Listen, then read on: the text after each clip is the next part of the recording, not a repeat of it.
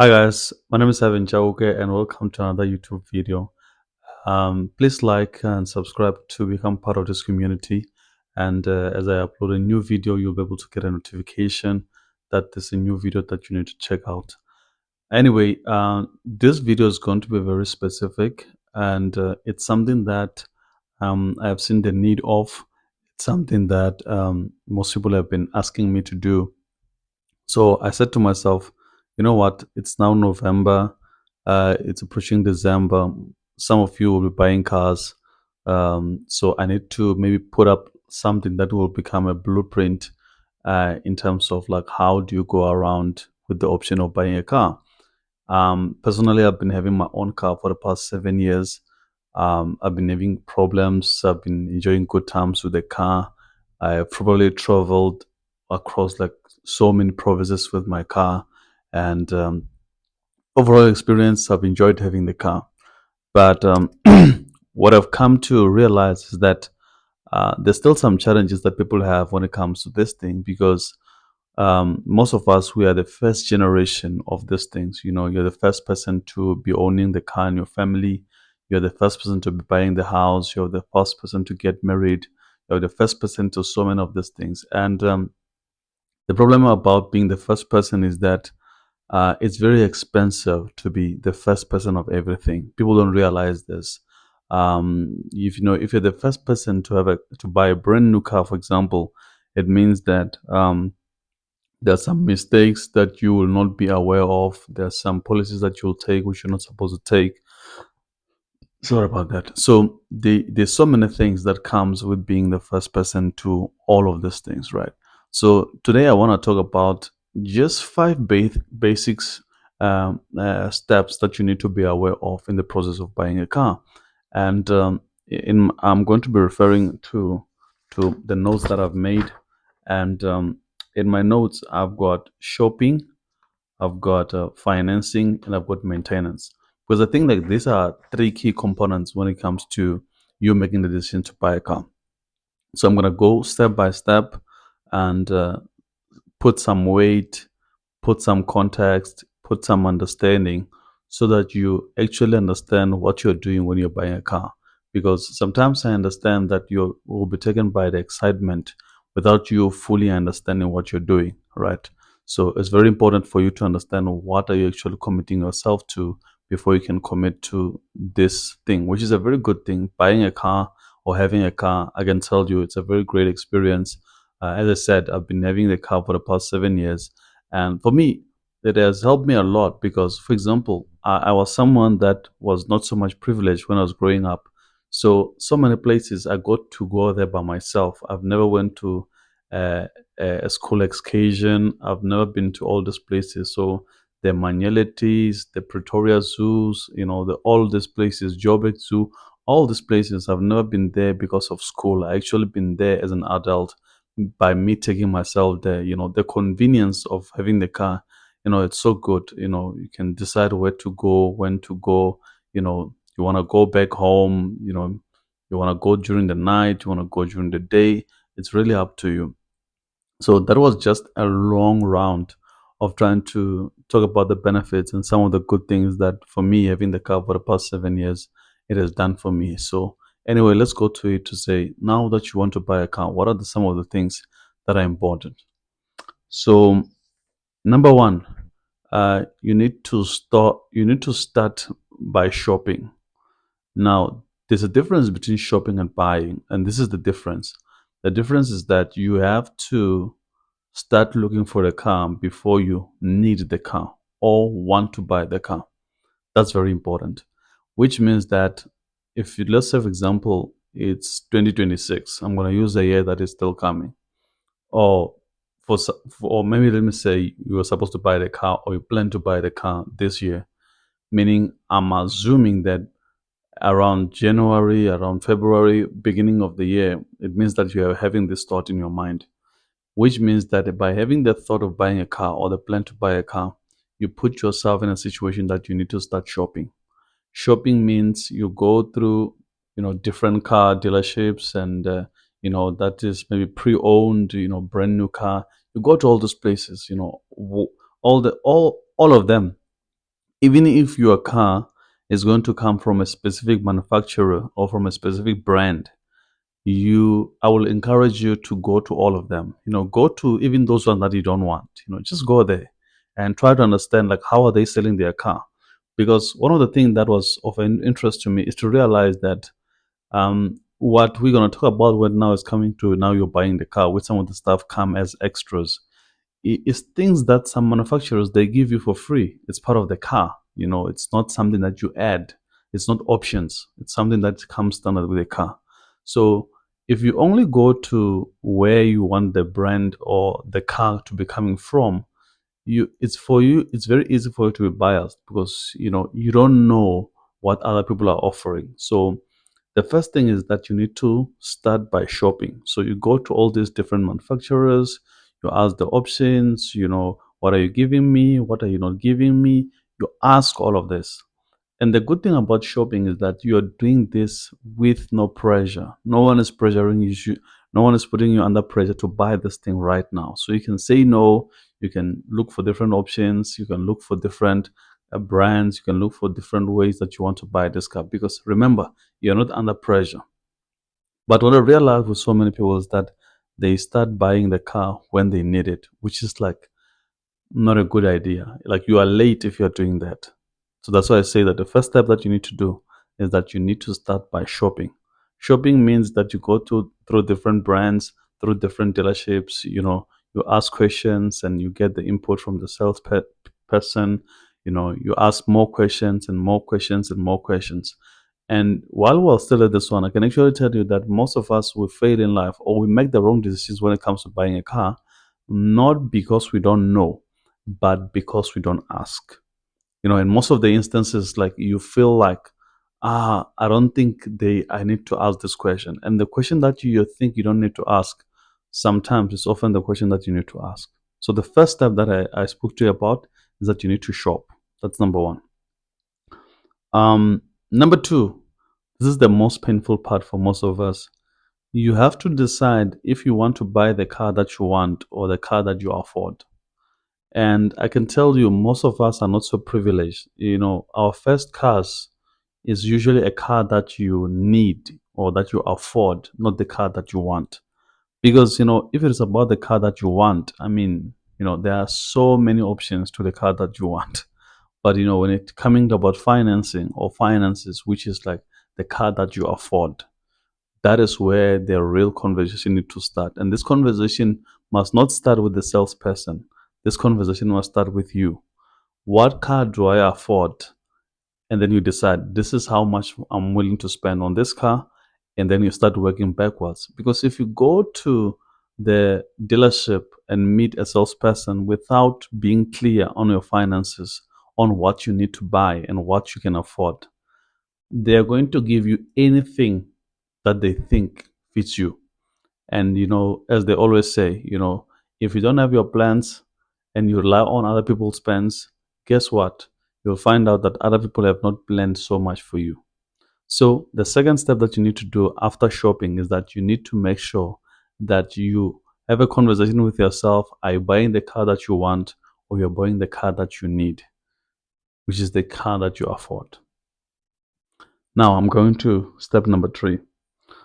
When it comes to step number three, I have received so many comments and so many inboxes when I did my first video and I uploaded it on TikTok, where people were starting to ask me about, all these questions regarding the cars and how to buy a car. Because for me, I was just doing what I'm doing right now, sharing my own experience. This is not a financial advice. This is just kind of like a general advice or a general knowledge that you need to have when you're making this decision.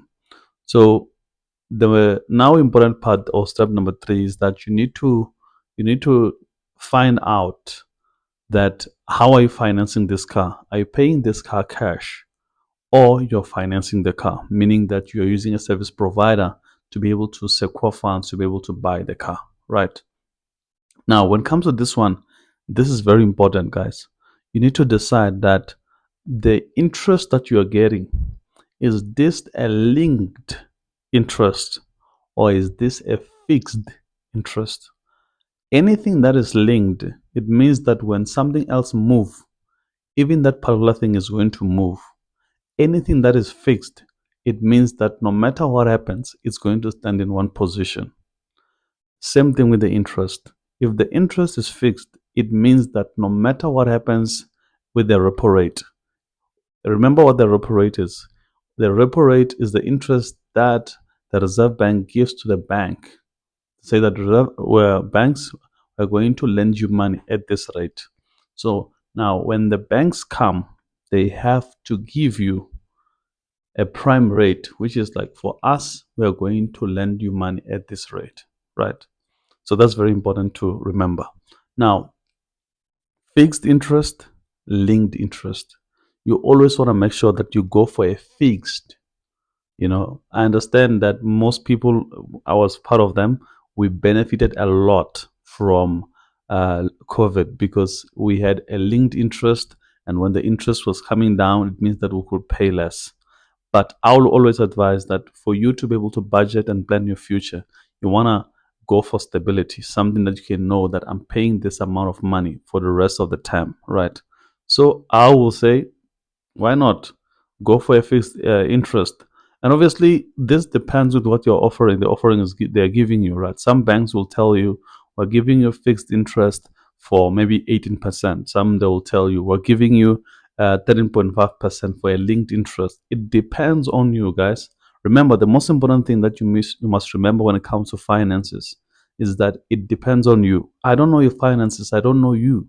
It depends on you. But I'm giving you options on what you need to think about when you're making this decision. Right. Now, when it comes to interest, I also want to put the idea that you if it's possible, and it's possible, you can actually try to calculate how much actually you're going to be returning back to the car, to the bank, after you have done all of this hustle of trying to secure a loan. And some of the things that they don't do, which I don't know why, is that sometimes they'll tell you that no, APSA came back and they said they're offering you 18%. And they don't tell you that actually Absa is offering you 18% under this condition that maybe you need to transfer your salary to them. Now they can give you something lower. So what I'm trying to say is that always make sure that you poke the questions. Ask, ask, ask, ask. I'm going to the fourth one, which is car maintenance. When it comes to car maintenance, this is where most of us we don't spend too much time thinking about this, and this becomes very important. And it has become very important to me because I've been having the car for the past 7 years. Now, as basic as washing the car, most people don't realize um, is part of your maintenance. So, which means that car wash is part of what you need to budget for, right?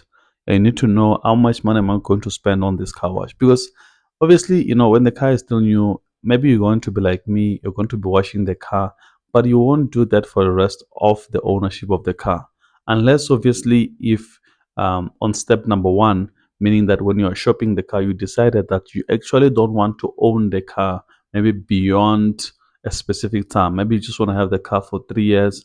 After that, you want to change it. Obviously, now that's a new conversation now that you're supposed to have. But the most important thing that now I'm bringing is that you need to understand that even just maintaining the car, washing the car, is part of your maintenance, right? Because when you wash the car, it actually influences how you treat it.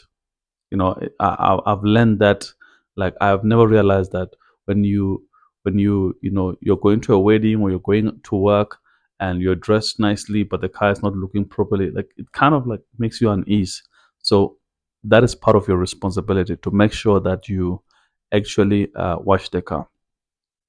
Number two, um after you have this car, so let's say for example you've went through all the hoops, you have decided that you want to start shopping the car, so you went to shop the car, then you decided this is the car that you want.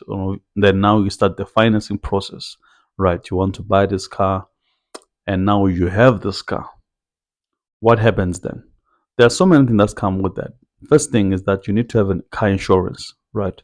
Obviously, with car insurance, it's a short-term insurance, so which means you can cancel this insurance at any given moment.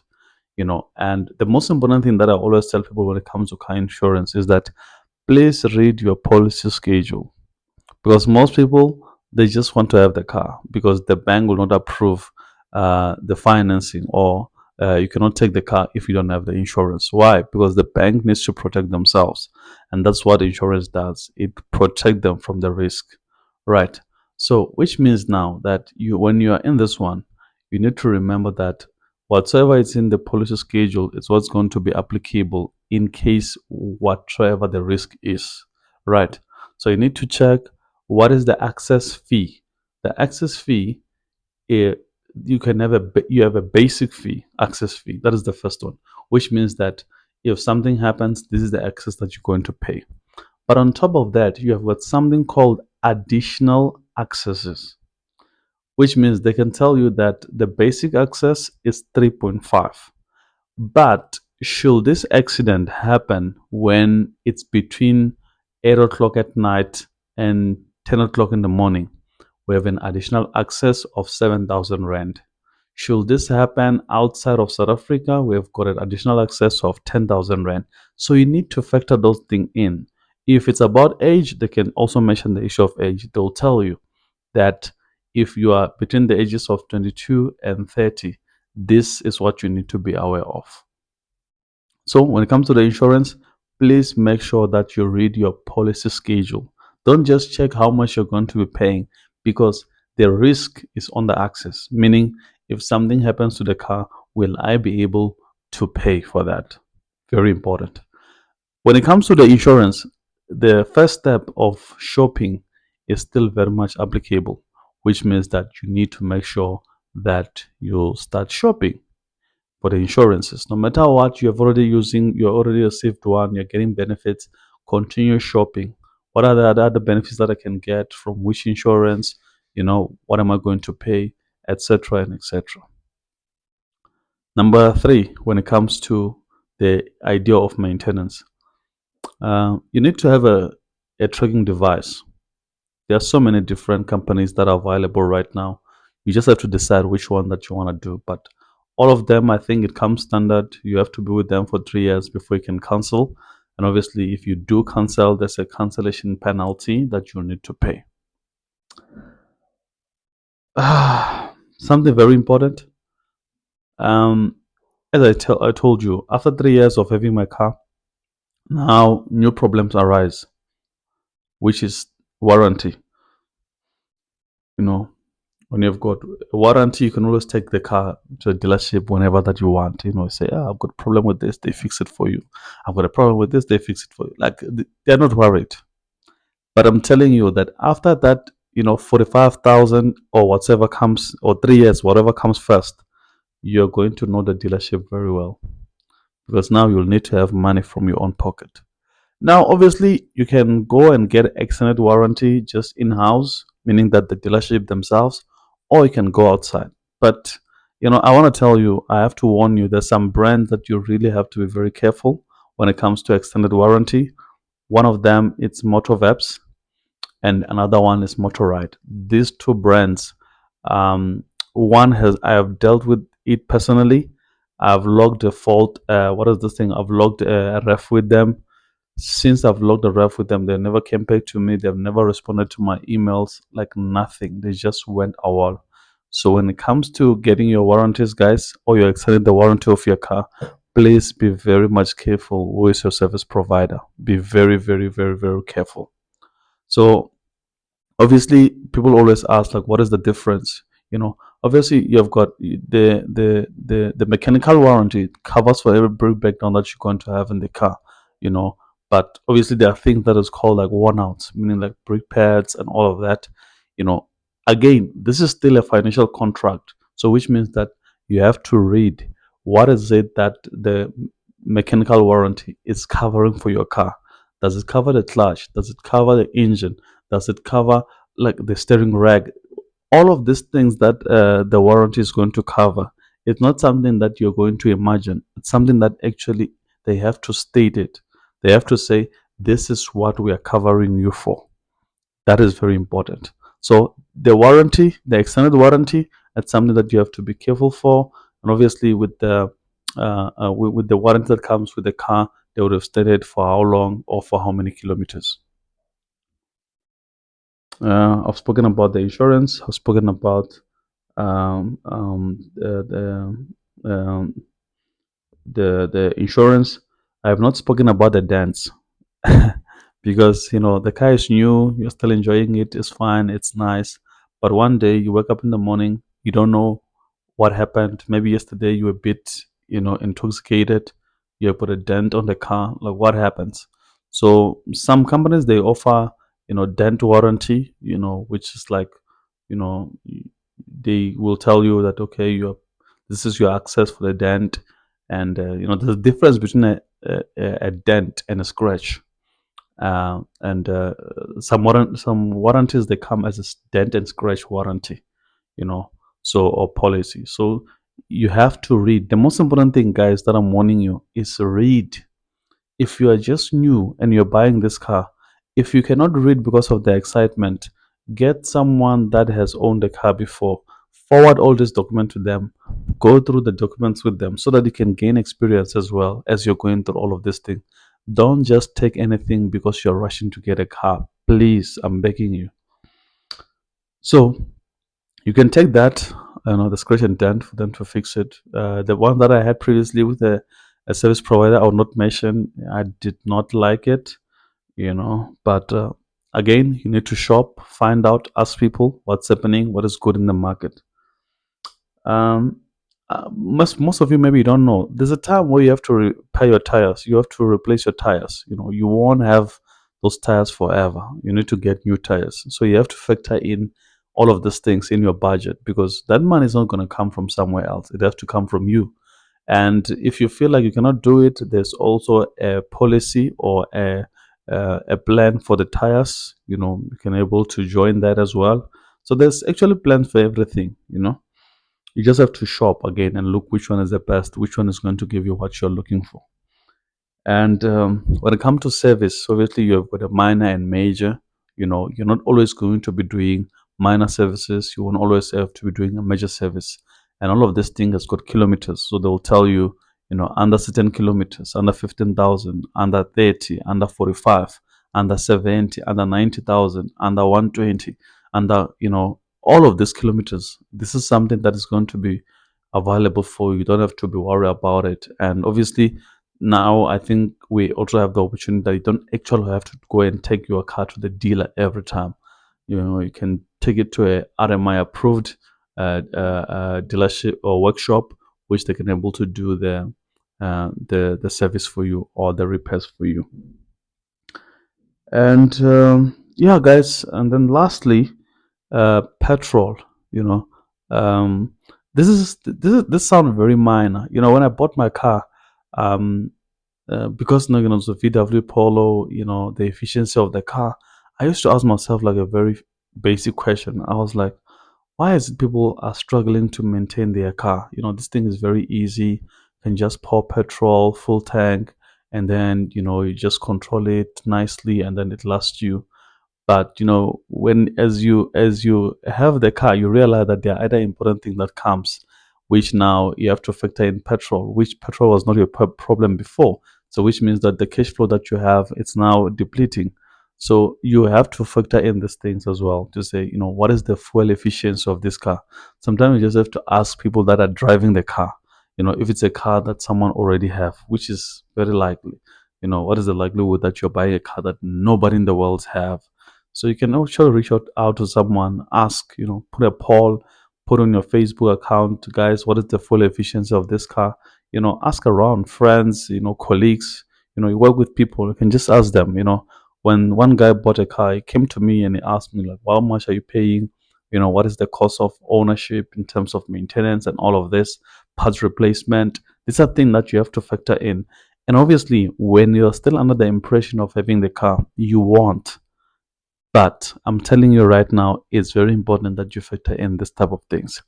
And apart from that, having a car, guys, is very amazing. The convenience that comes from there, it actually makes the quality of your life a bit better. Because you can actually do a lot of things. Because for me personally, I've tried everything. I've used the train, I've used the taxi, I've used the bus, I've used the boat, I've used the plane, and I can tell you, having your own car that you can able to move around at your earliest convenience, it's always better. So those are the kind of like top five things that I wanted to share with you guys to say that before you could buy that car, the first thing that you need to do, let's recap, make sure that you start by shopping. We don't just wake up in the morning and go and buy. We start by shopping. That's number one. Meaning you go to different dealerships, different people, you ask questions, questions, questions. Number two, remember what I told you. How is this financial institution financing me? Is this a linked interest? Is this a fixed interest? Because that's very important. Maybe let me add something when it comes to this one of the interest. Um, you also have to be very much careful about the options. This is where you have got some car brand that will tell you that if you need a sunroof, we're going to add 10,000 rand. If you're going to need um, a multimedia player, you're going to add 5,000 rand. If you're going to need the steering control, you're going to add 5,000 rand. Remember, all of these things, although they are very nice, but they are added with interest. You must always be careful about that. So be careful about the options. For me, I always say that take the options that are going to live longer with the car or kind of like maintain the standard of the car or the value of the car. At that time, I thought like sunroof was bad, but I think like it's kind of like keeping my car like in the market. So it's something that you can actually consider. So, as I said, the first option is that you need to start by shopping. The next option is that you must be careful about the interest that you're getting. And number three, you must be very careful about the term. You must be very careful about the term. Some of you, you're financing your car for more than 9 years and 8 years. I don't think you want to be doing that because you might change your mind, you might get married, you might relocate. So you always want to make sure that you are aware about the risk of ownership and how long you're going to be owning that. And obviously, the lastly, you just have to be aware of the policies. When you install your tracking unit, there's a policies that come with that. There are conditions of contract that come with that. When you install your not when you install, when you get your car, actually there are documents that tells you everything. What happens if you can't pay? What happens if your car gets stolen? All of those things, it's documented, it's there. You just need to read, because remember, when you read, it empowers you not just for yourself but other people as well. So when you take that car insurance, make sure you read your policy schedule, guys. It's there. Read it, right? When you take that warranty cover, make sure that you read. It is there. All of those things that I'm talking about, this are not something new. I just wanted to bring it under your attention that as you're going to buy that car, I'm wishing you all the best, and that that car that you'll be having, it won't be in the future be thought or be assumed as something that is a curse, something that you don't consider to be a blessing. So those are the top important factors that you need to consider when you're going to buy a car. See you on the next one. Cheers.